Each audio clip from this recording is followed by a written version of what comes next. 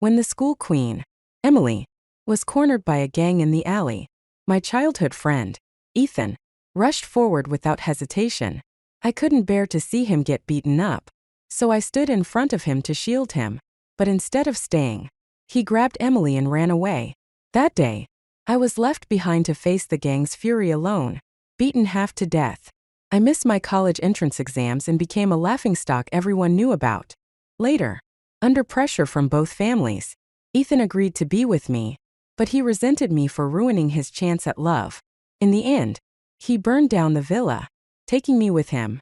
When I opened my eyes again, I found myself reborn on the day Emily was cornered in the alley. Watching Ethan charge forward without hesitation, I turned and ran even faster in the opposite direction. Help! Someone! Please help! In my panic, someone grabbed my arm and pulled me along. It was Emily's voice. Ethan appeared, urging me, "Come on, Lily, let's go check on him." When I looked up, I realized I was back in that familiar alley. Overwhelmed, I shook off Ethan's hand. "I'm not going. I have too much homework to do. I'm going home." Ethan stared at me, shocked, his expression filled with disdain. "Lily, Emily is our classmate. How can you be so heartless?" I didn't reply and simply turned and ran away. This time, "Ethan, I won't stop you from sacrificing yourself for her." Back at home, my parents had already instructed the staff to prepare a fancy dinner. I absent-mindedly ate a couple of bites, my mind elsewhere, until my chopsticks slipped and fell to the floor. My mom gently touched my forehead, concern etched on her face. "Lila, are you feeling unwell?" I shook my head, but tears poured uncontrollably down my cheeks. "Mom, I don't like Ethan anymore. Can we cancel the engagement?" "Ridiculous." My dad slammed his hand on the table, his face dark with anger. Rolling up his sleeves, he stormed toward the front door. "I'm going to ask the Carter family why they've allowed their son to bully my daughter." The Carters have been our neighbors and business partners for years. Ethan, 3 months older than me, had been my constant companion growing up. I adored following him around. Mom said he was once kind and polite, and when I showed interest in him, our parents arranged an engagement for us. But it wasn't until he abandoned me for Emily, leading to my tragic death, that I realized how much he resented me. Even when he liked Emily, he kept quiet, enduring his feelings for her while pretending to accept me. I mistakenly thought he wanted to marry me. Now that I know his true feelings, I refused to interfere in his life anymore.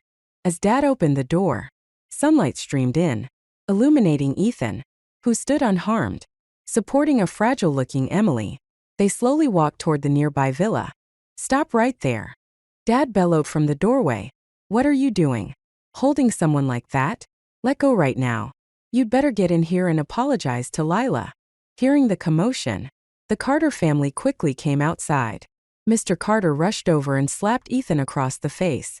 "So young, and already chasing after girls? What do you take Lila for?"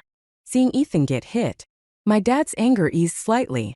Mrs. Carter hurriedly grabbed Mr. Carter's arm to stop him. "That's enough. Mark, Ethan's a good kid.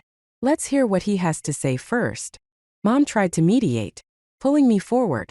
"Mark, Ethan's grown up now. Don't hurt his pride like this." "Humph." Ethan sneered defiantly. "If it weren't for Lila, why would Dad hit me?" "Dad." All she can think of when a classmate is in danger is running away. "Even if my dad beats me to death, I will never agree to be with someone as selfish and cold-hearted as you." Mr. Carter's hand once again fell swiftly on Ethan's face, the slap echoing in the room. "What nonsense are you spouting? Apologize to Lila this instant." "I'm not making this up," Ethan retorted, holding one hand to his reddened cheek while tightly gripping Emily's arm with the other. "Emily was cornered by a gang in the alley near school today. I heard her cries for help and rushed over to scare them off. But your so-called kind and virtuous Lila? She just ran away as if nothing happened. How could I ever be with someone like that? I want this engagement canceled. No matter what." He took a deep breath and continued. "And Emily? Emily's parents died in a car accident 2 years ago. She's all alone now. The neighborhood she lives in doesn't even have surveillance cameras. It's way too unsafe. We have so many empty rooms at home. So I plan to ask the housekeeper to clean one up for her. She can stay with us until after the college entrance exams. It's only 2 months. Mrs. Carter, heartbroken by the sight of her son's reddened face, turned to me with a sharp tone. Lila, is what Ethan said true? Did you really run away like a coward when you saw a classmate in danger? Impossible. My daughter would never do such a thing. My dad interjected firmly, turning to me with a look of conviction. I hesitated for a moment, then admitted, I did run. As my words hung in the air, Ethan immediately pointed at me, his voice ringing with satisfaction. You all heard that, right? What else is there to say? I will never marry someone like her. For a fleeting moment, I saw disappointment flicker in my dad's eyes, but he quickly masked it and said, So what? My daughter's safety is what matters most. Lila, you did the right thing. Never risk yourself for people who aren't worth it. Hearing my dad's unwavering support, warmth surged in my chest. I took out my phone and began explaining. But I didn't do nothing. When Emily's voice sounded terrified and the gang was laughing maliciously, I knew I couldn't do anything alone. Even if I had gone, I would have only put myself in danger. So, I called the police. About 10 minutes later, the police arrived. But the alley was already empty. I explained everything. And Ethan and Emily were there, too. We went to the station together to file a report. This way, I not only proved I didn't make a false report, but also gave the police enough information to catch the gang who targeted Emily. Dad patted my head with pride, his voice filled with approval. Smart and brave. That's my daughter.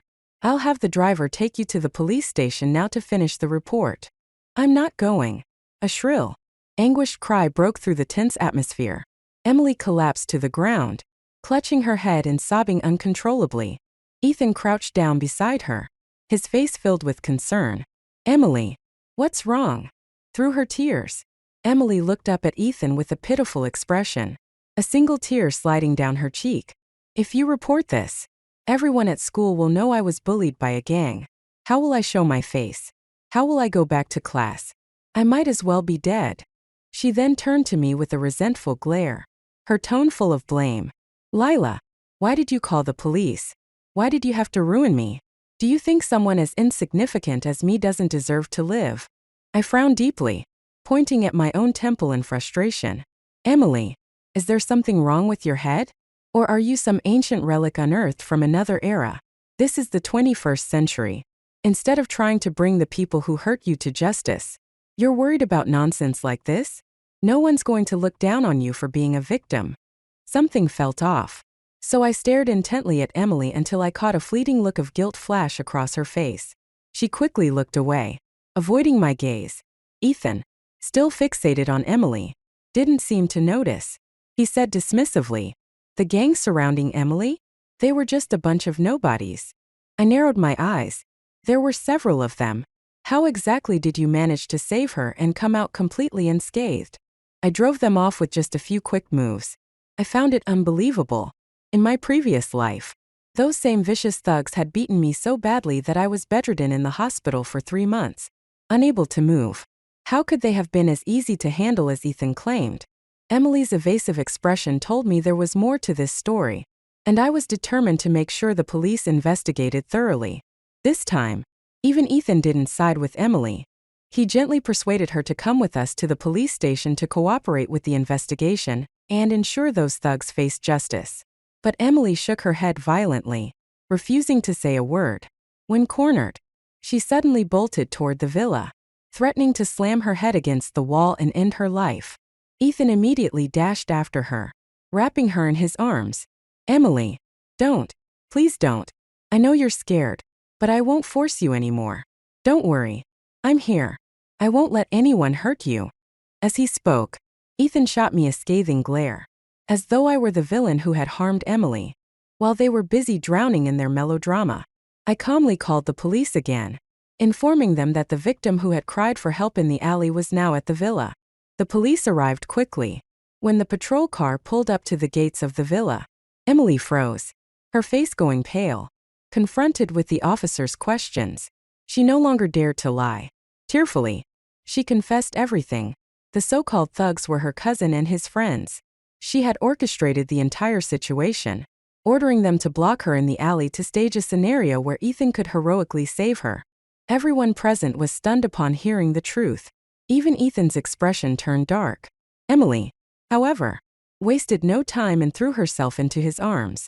Ethan, you know you like me. I like you, too. I couldn't stand watching you and Lila together every day, growing closer and closer. I had no other choice. I had to do this to make you realize your true feelings. Admit it. Ethan, the person you've always liked isn't Lila. You risked your safety to save me. Why can't you be brave enough to fight for me just one more time? It's the modern era now. Do your parents really think they can force you into an arranged marriage? Aren't they afraid of ruining your happiness forever? She sobbed, her tears falling like a shattered pearl necklace. Ethan clenched and unclenched his fists before finally pulling Emily tightly into his arms and closing his eyes in pain. Lila, stop holding on to me. Please, just let me go. I said nothing, turning to walk back home. My parents, worried about my state of mind, tried to console me. Meanwhile, Ethan attempted to follow me inside, but my mom slammed the door in his face. The Carter couple stayed outside, trying to mediate the situation. In the end, because no actual harm had been caused, Emily was let off with a verbal warning. Everyone else forgave her, but I couldn't. I would never forget how, in my previous life, I had risked everything to save Ethan, only for her gang of thugs to come after me with the intent to kill. If I continued to cling to Ethan, her cousin would undoubtedly attack me again. But this time, I'd gather evidence and ensure he paid for what he did. He owed me justice for the suffering he caused in my last life. Seeing my distress, my dad's eyes filled with tears. When he noticed me looking at him, he quickly forced a smile to reassure me. I couldn't help but let out a small laugh through my tears. Dad, I said, can we pull our company's investments out of the Carter's business? Dad nodded firmly. Of course. That brat Ethan needs to learn a lesson, but it will take a little time to handle. He paused, then asked me seriously, Lila, do you want to cut ties with them completely? Or are you planning to use this to keep control over Ethan? My mom chimed in, her tone gentle but firm. Sweetheart, forcing things won't bring happiness. Ethan isn't worth all this effort. When I returned home, I reassured my parents, don't worry, I know what I'm doing. The next morning, as soon as I arrived at school, I noticed classmates whispering and pointing at me. Even my desk mate avoided speaking to me, instead slipping a note into my hand. The gist of it was that I had used my family's influence to force Ethan into staying engaged with me. It claimed that Ethan was actually in love with Emily, and out of jealousy, I had hired thugs to ambush and harass her on her way home. Fortunately, Ethan had arrived in time to rescue her. Otherwise, who knew what would have happened? Because of this, the entire class now stood united in support of Emily, convinced I was a bully capable of anything.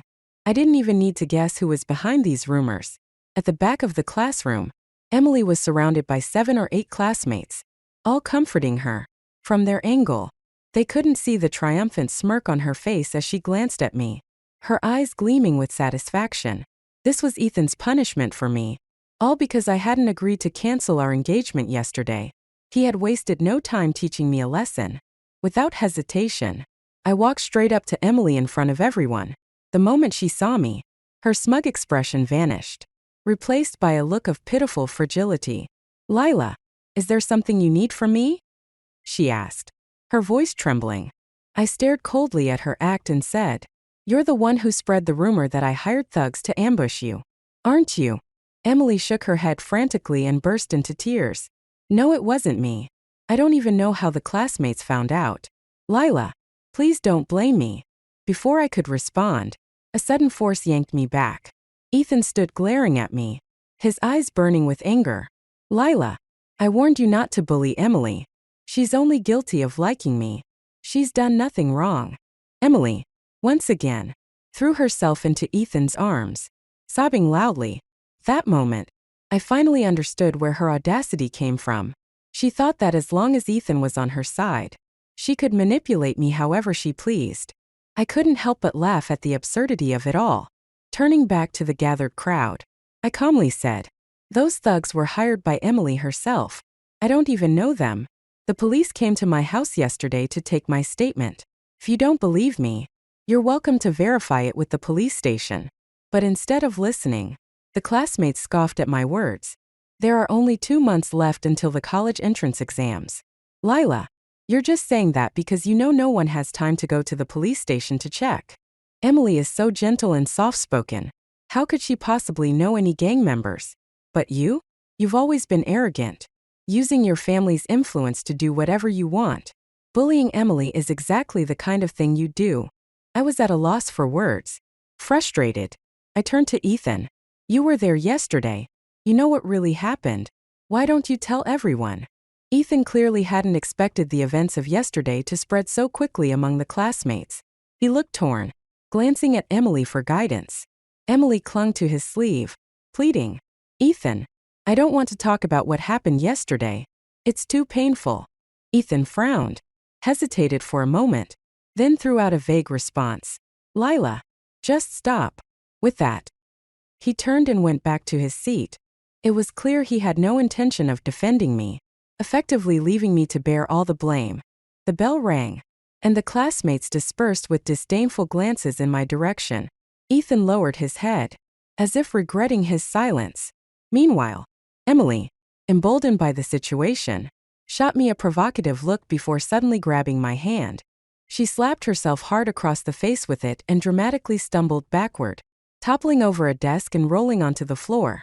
Clutching her face, she burst into tears. Lila, I just like Ethan. Why do you hate me so much? This isn't something I can control. Can't you just leave me alone? Please, don't hurt me. In an instant, the entire class turned against me, as though I were some kind of villain in a storybook. Someone gave me a hard shove from behind, and a group of students rushed to Emily, helping her up as she continued to sob uncontrollably. Ethan stared at me with disappointment etched into his face. Lila, I was so wrong about you. Why are you so cruel? That moment, the teacher entered the classroom, shocked to find the chaos. Furious, he demanded an explanation and sent me, Ethan, and Emily to the homeroom teacher's office to explain everything. On the way there, Emily made a deliberate effort to keep her swollen, reddened face visible to Ethan. Each time he glanced at her, his glare turned back to me, as though he was barely restraining himself from lashing out. Halfway there, he finally spoke. Lila, when we get to the teacher's office, just admit that you hired those thugs. Emily wasn't seriously hurt, and the teacher won't punish you too harshly. Just apologize, and this will all blow over. I stared at him in disbelief. Why should I admit to something I didn't do? Just because you like Emily, I'm supposed to take the blame for her lies? Ethan, don't flatter yourself. Ethan suddenly stopped in his tracks, grabbed Emily, and shoved her in front of me, pointing to her injured face. He shouted, Look at what you did to her. Just take responsibility for yesterday. You're a rich girl. No one will dare bully you, no matter what. But Emily, she's poor. She couldn't handle being ostracized or bullied like this. Oh, so because she's poor, she deserves sympathy. And because I have money, I deserve to be blamed for something I didn't do? What kind of nonsense is that? I snapped, seeing my refusal to back down. Emily tugged on Ethan's sleeve, her tears flowing again. Forget it, Ethan. Someone like me, if she wants to hit me, she can. I could never expect her to apologize, let alone make it right. She forced a fragile, bittersweet smile, but the movement brought tears of pain to her eyes. It's fine, Ethan. I'll be okay. I interrupted their melodrama with a frustrated scoff. Stop pretending. I pointed to the bejeweled pin on my chest and turned to Emily. See this? It's a camera. My dad had it custom made to protect me from people like you. It captured everything, including how you grabbed my hand and slapped yourself with it in the classroom earlier. Emily's face turned pale as I continued. I'm done playing along with your little performance. I'll send the footage to the class group chat so everyone can see just how good of an actress you are. I turned to walk away, but a tug on my pants stopped me. Looking down, I saw Emily kneeling on the ground, her face ashen. Lila, please, don't ruin me. You have everything. But all I want is Ethan. Ethan stared at Emily, who was crying and trembling on the floor. For a moment, he seemed frozen, unsure of what to do. Finally, He asked quietly. Emily, is what Lila said true? Did you slap yourself? A flicker of humiliation crossed Emily's face, and she hung her head in shame.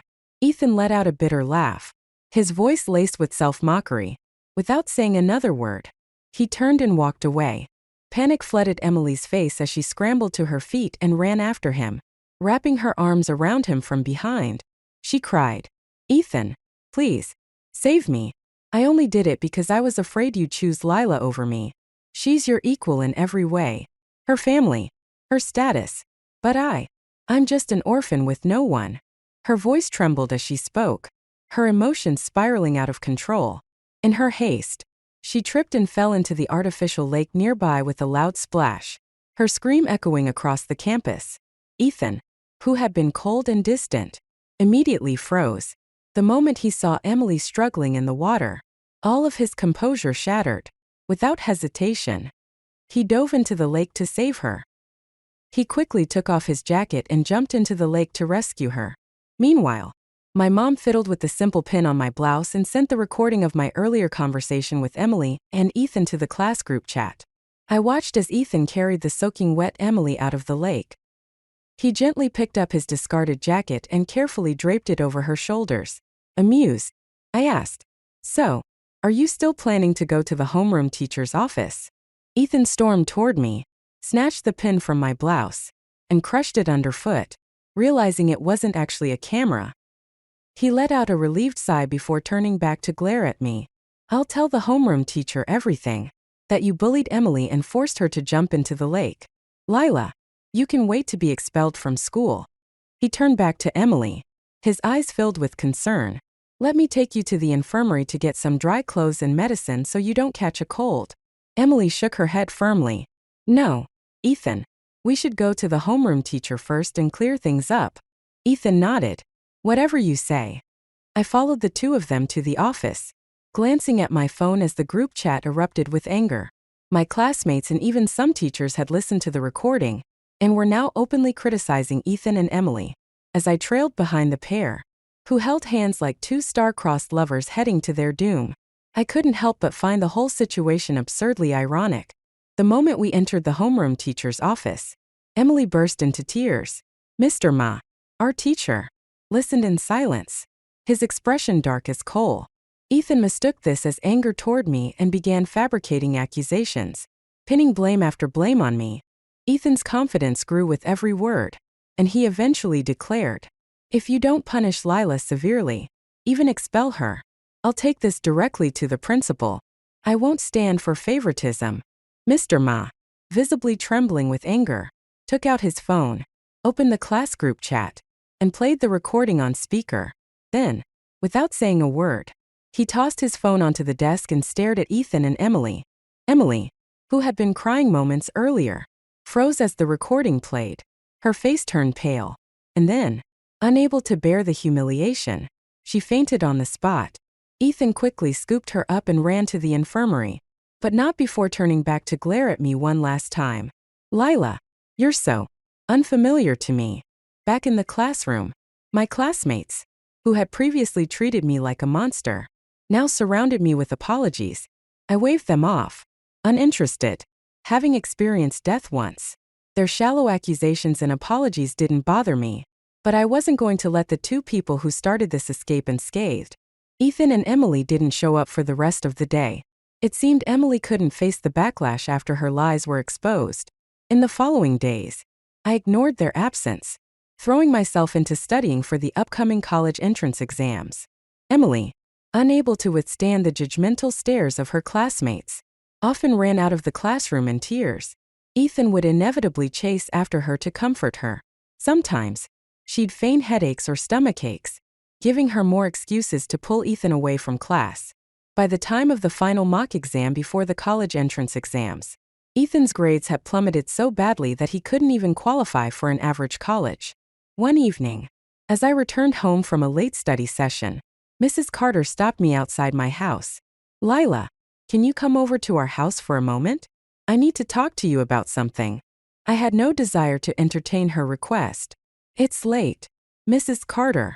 If there's something you want to discuss, you can say it here. Mrs. Carter sighed, her expression a mix of frustration and concern. Lila, you've seen Ethan's grades, haven't you? I nodded. I have. Then why haven't you tried to help him? She asked, her tone accusatory. Looking at the reproach in her eyes, I suddenly understood where Ethan had inherited his twisted logic. Why should I help him? I asked flatly. Mrs. Carter let out another heavy sigh. You know his grades have dropped because of that. Little vixen. Emily, your uncle and I stopped her from moving into our house, so you should have been keeping an eye on him at school. You should have stopped her from distracting him. She leaned in, her tone growing serious. Lila, remember this. You're Ethan's fiancée. You're supposed to look after him. I couldn't believe what I was hearing. Mrs. Carter, the college entrance exams are almost here. Even if you try to intervene now, it's too late to change Ethan's performance. She paused for a moment, then suddenly grabbed my wrist with a determined look. Sweetheart, I know you care deeply for Ethan. If he can't get into the same university as you this year, then both of you should retake the exams next year. During that time, you must keep an eye on his studies. Don't let him fall apart over someone insignificant again. Once you both get into college, I'll immediately arrange a grand engagement party for you two. I gently pulled my hand away. That won't be necessary. Mrs. Carter. Her expression darkened. What do you mean? Are you unwilling to repeat the year for Ethan? How can you be so stubborn? Ethan is such a great guy. If you don't stick by his side, some other girl will take him from you, and then you'll have nowhere to cry. Just listen to me. Guide him. Help him improve. The better he becomes, the more you'll benefit in the future. After all, your family business will eventually need Ethan's help to thrive. I interrupted her relentless persuasion with a sharp tone. Ethan's life is his own to manage. Let him live it however he chooses. And as for my family's business, it doesn't need outsiders meddling. You'd better focus on your own problems. My dad's almost done handling the company accounts, and soon we'll be pulling all our investments out of the Carter Corporation. I glanced at their villa. It wouldn't be long before it changed ownership. Once that happened, I wouldn't have to deal with the Carters' hypocritical faces anymore. The day before the exams, Ethan, who had been ignoring me completely, unexpectedly asked to meet me at the alley behind the school. He said he regretted how things had turned out. I accepted his invitation with a smile. Whether he regretted it or not didn't matter to me. I was certain it was Emily who couldn't hold back anymore and had a plan to deal with me. After the evening study session, I went to the alley as promised. The flickering streetlights made the place feel eerie. Just as I had expected, Ethan didn't show up. Instead, Emily turned around with Ethan's phone in her hand, a smug look on her face. Surprised to see me?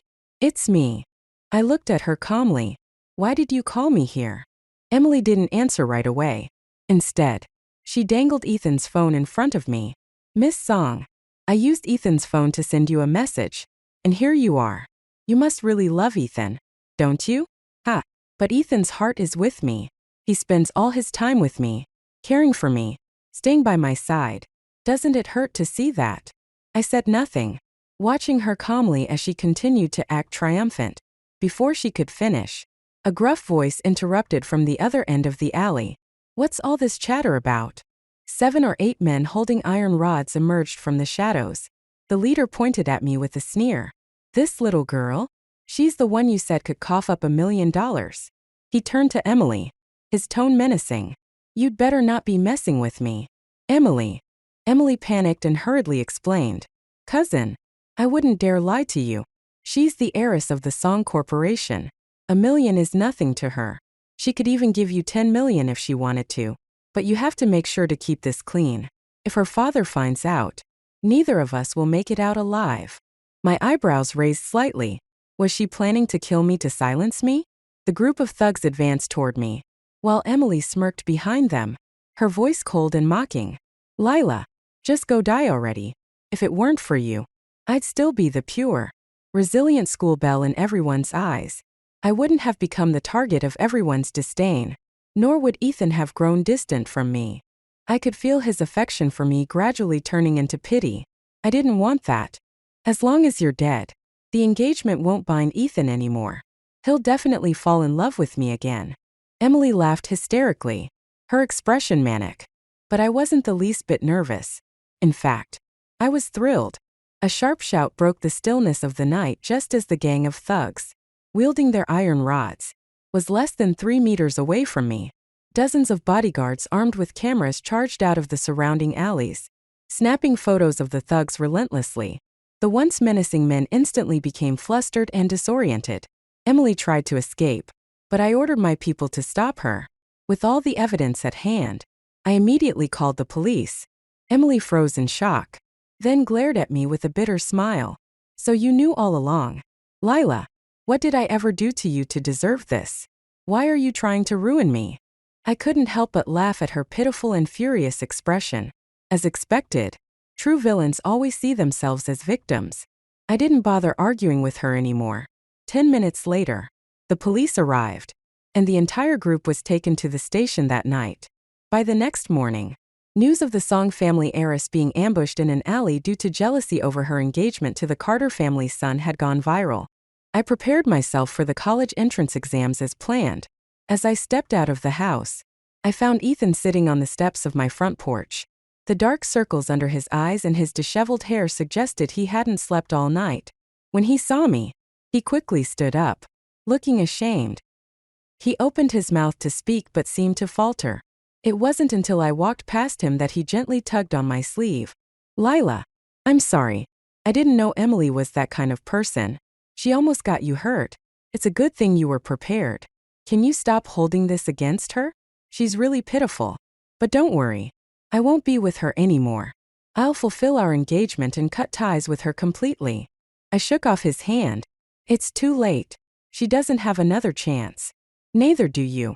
After the exams, the Carter family came to our house again. Unlike their usual polite demeanor, they were stopped at the gate by our staff.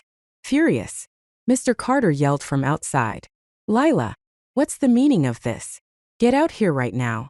My son didn't even take his exams because of you. You owe us an explanation. I opened the door, leaned casually against the frame, and looked at the indignant couple. How did you know my parents were away on vacation? Did you think you could bully a little girl while they were gone?